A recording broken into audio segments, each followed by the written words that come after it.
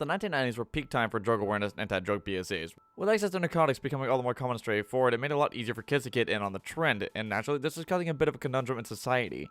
Parents are scared their kids might end up going down a path they may never return from, and therefore leaving the government and the public to start stepping up methods for spreading awareness through school programs, television advertisements, and sometimes even video games. Most common among these were the typical anti-drug films that would dramatize the concept of weed and the likes, with oftentimes over-the-top or even flat acting, which, while understandable for the time, made them kind of hilarious to watch. Maybe not so much then as now, but some of these were fairly ludicrous and kinda hard to go back to unless you're looking for something to scoff at. Most importantly, TV networks and film studios understood the threat posed by drugs and would oftentimes even use the names and faces of famous celebrities to sell their messages. This included some pretty big name stars like Michael Jordan and Paul Rubens, better known as Pee Wee Herman, and arguably these two are more subject to meme rather than praise anymore for their contributions due to their, let's say, interesting delivery. Stop it. Get some help.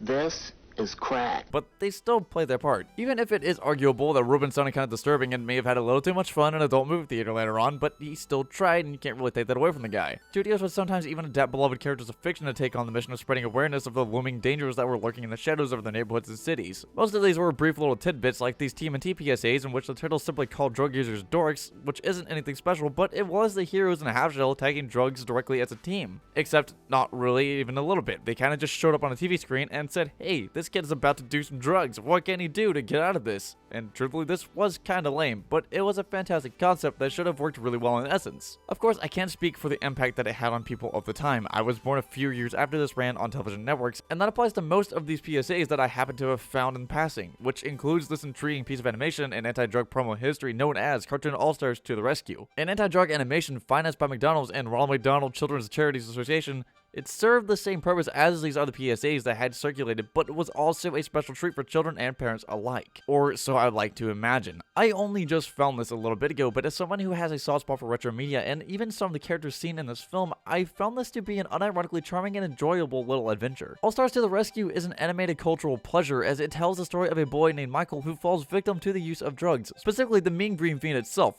The main narrative begins when an unknown assailant is seen stealing a piggy bank through a crack in the door. The scene then pans down to the floor, where there is a comic whose pages flip themselves, revealing the animations for superstars, the Smurfs. For some reason, in this little girl Corey's room, the Smurfs are acting as sentries of sorts as Papa Smurf comes out to immediately realize that her piggy bank has vanished. This is where the episode's main attraction begins to pile in. The Smurfs may be the opening act, but it soon becomes an all-star cast as Alf from his own animated series emerges from a photo frame to awaken Garfield, who is in the shape of a sleeping lamp, followed by the musical rodents themselves, Alvin and the Chipmunk, Winnie the Pooh, who is woken up by the Smurfs, Kermit from the Muppet Babies, and Slimer from the real Ghostbusters, all voiced by their respective actors and introduced by their series themes. And I just love how all these little fellows are introduced as they all without fail appear in character. Shown in little details like the overall general kindness and selflessness of the Smurfs or Alf's irascible tone and Garfield's indolence. It's a moment that shows these characters in a way that was unprecedented at the time, each sporting their own distinct personalities with either clashing or complementary dialogue to match the situation. And the idea of having them emerge from objects in the room instead of simply hopping into reality because they sense something wrong in the universe from a TV screen or some nonsense of that nature, instead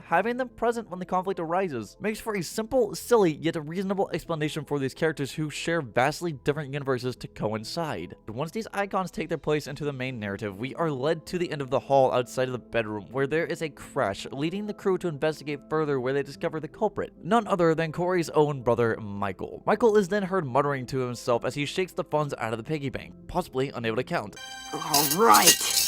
There must be 20 bucks in here, easy. I counted, and there are roughly 30 quarters in the first scene, which is $7.50, and in the second shot where we see him counting, there are only 13, so I'm not really sure where the rest went, but that is only $3.25. Not sure how he got 20 bucks out of this. He really does need to lay off the devil's lettuce as it's affecting his math skills.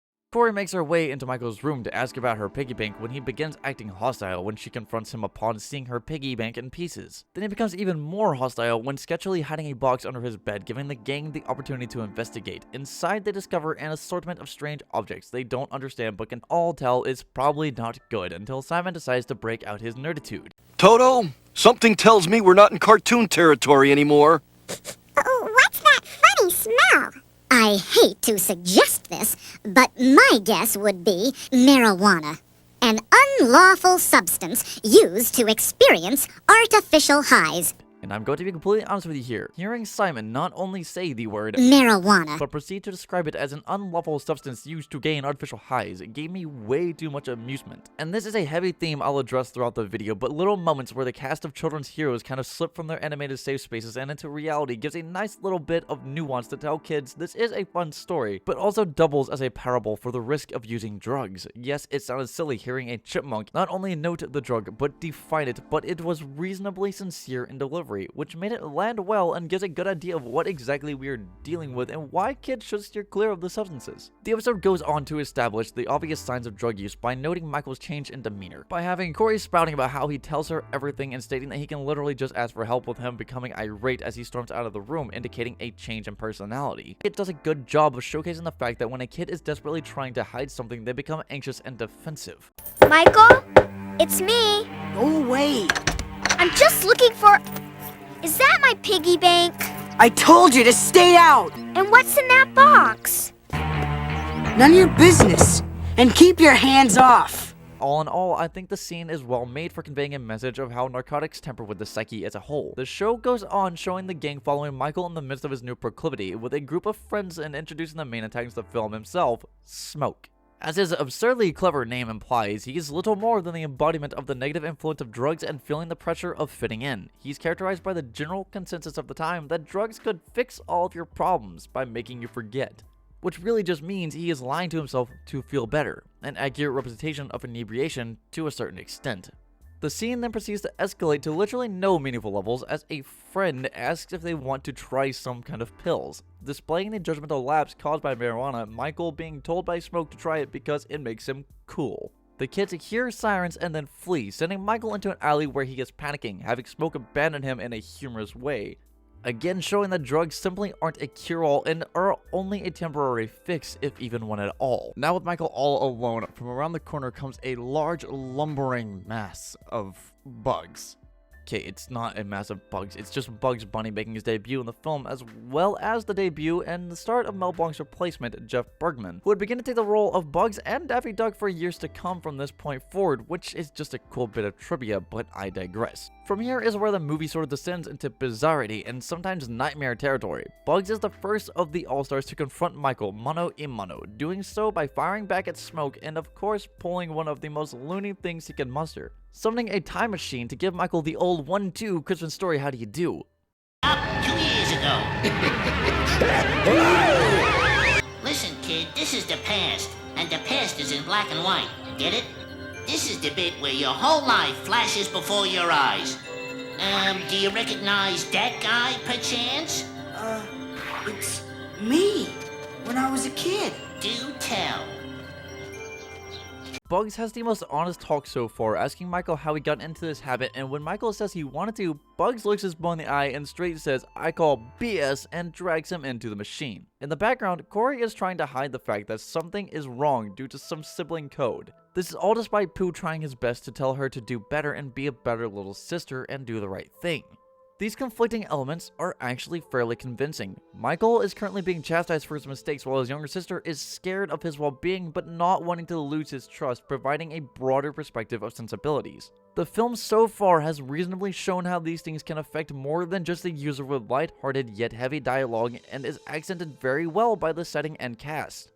The following scene is written strongly as well, with Bugs and Smoke standing at odds with one another, acting as manifestations of Michael's internal struggle, with Bugs speaking as a voice of reason, exclaiming that he has problems just like everyone else and that he always will, with there being no simple antidote like drugs or anything else, whereas Smoke is declaring that he is just the opposite. This is only the start of the maddening decline that is Cartoon All-Stars to the rescue.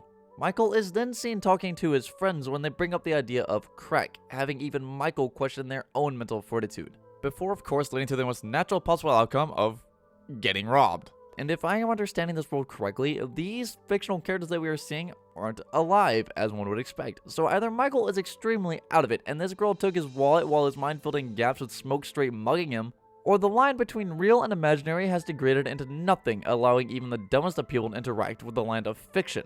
I'm just saying I am now a little bit more confused on if this world is real or not, and I get more and more confused later. But for now, digression complete. After his wallet is stolen, Michael gives chase to crackhead Carrie. In the midst of it, a familiar little jingle plays as he is dropped harshly into the sewers, where he is then looking up at a very judgmental, orange-masked Ninja Turtle who wastes no time tearing him a new one and literally pulling the plug on Michael's escapades. Cowabunga, dude! How did you ever get so totally cool? What am I doing down here? Like you fell through a radical hole, dude. You could have avoided it, but you weren't thinking. Come to think of it, that's a lot of your problem. What problem? Drugs, bud. Better see for yourself. What are you talking about? This.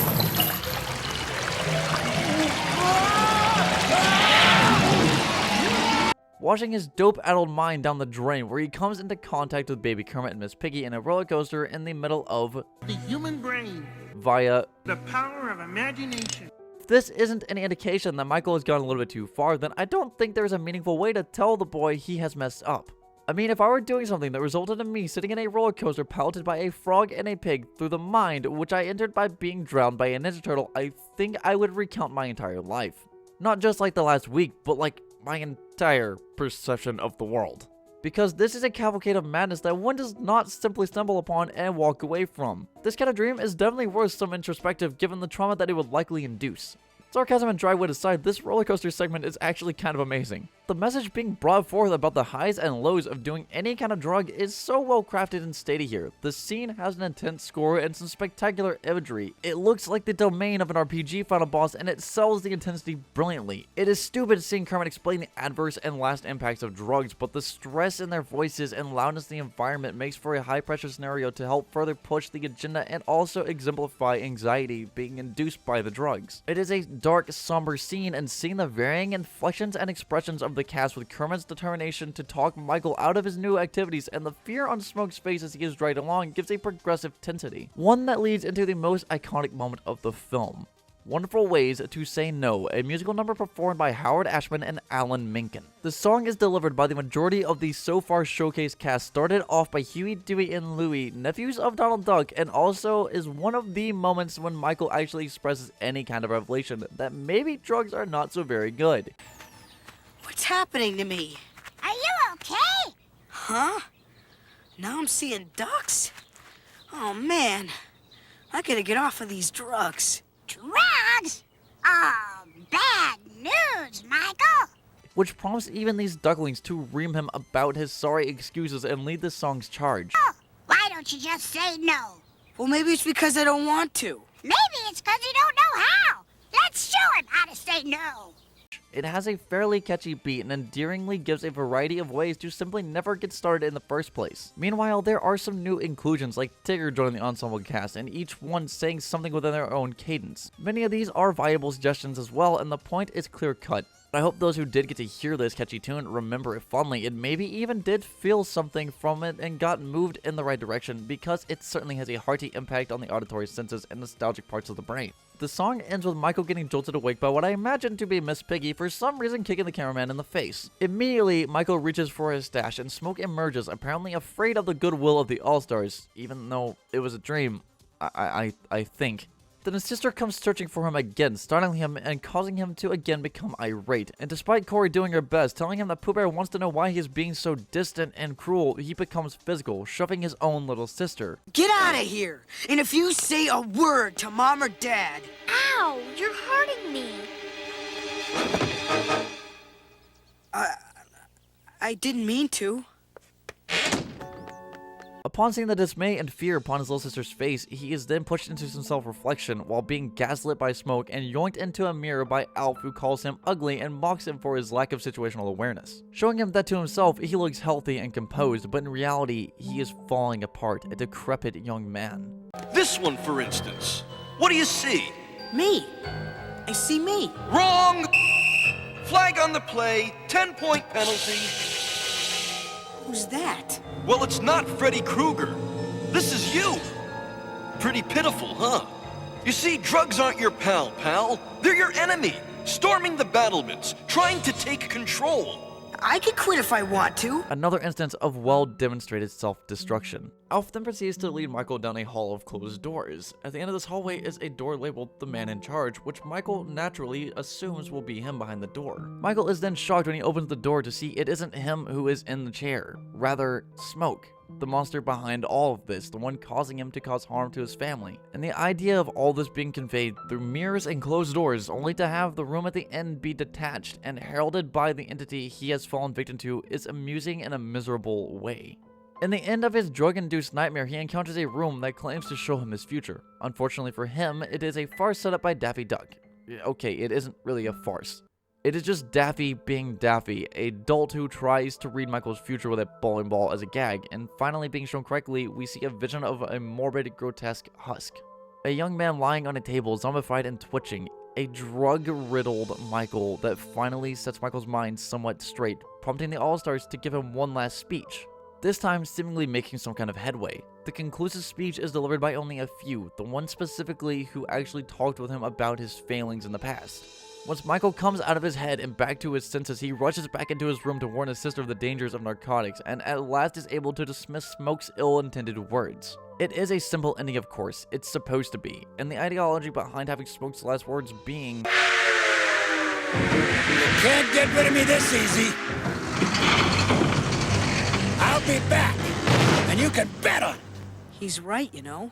with Michael admitting that Smoke is right, encapsulates the harsh reality of addiction, that it isn't something to be scoffed at and something that's not so easily thrown out a window. When all is said and done, Michael frees Winnie the Pooh from his prison as he joins his friends in the poster, which he was never actually a part of. Pooh specifically was a plushie in Corey's bed at the start of the film, and she had been carrying him around this whole time, and Michael woke up twice, so technically this could be one of those living dreams? Truth be told, I am still incredibly unclear on who is dreaming, or if this reality is a simulation, or what's going on, but one of us is still on drugs, because these ones and zeros are forming a spaghetti bowl with how they're adding up, but I digress for the final time. The film ends strongly on that note, and I can say it is a strong crossover with historical value. This could feel to some like a cash grab, but no. All these studios offered their properties to aid in the war on drugs. They requested no royalties for their licenses in any form other than for the properties to be supported by the promotion they would get from the airings regardless, and yes, it has some shortcomings, like some, off-model characters, but it was a charity-funded crossover that was simulcast on major networks including ABC and Nickelodeon, as well as being produced by Disney. It has several elements that make it a historical art piece, with some first for voice actors who would maintain their place, being the second Disney film to include characters that aren't Disney, and even including an appearance from President George W. Bush and his wife, as well as their dog on the VHS release, which is pretty pricey and I now own for the sake of posterity. And as a side note, apparently President Joe Biden praises this film as the most important anti-drug media anywhere of any time, at least according to the wiki. That just felt like imperative information that I should share with you, but okay, I digress for the final time now.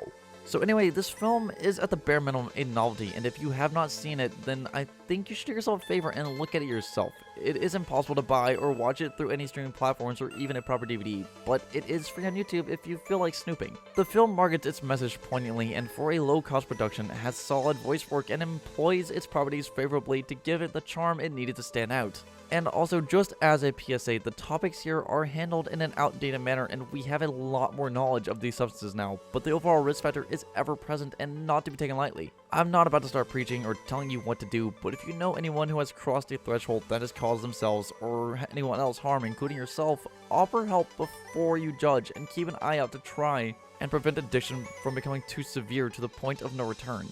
I'm not a doctor or a psychiatrist or any of that, just some idiot who really enjoys still media, so my words mean very little.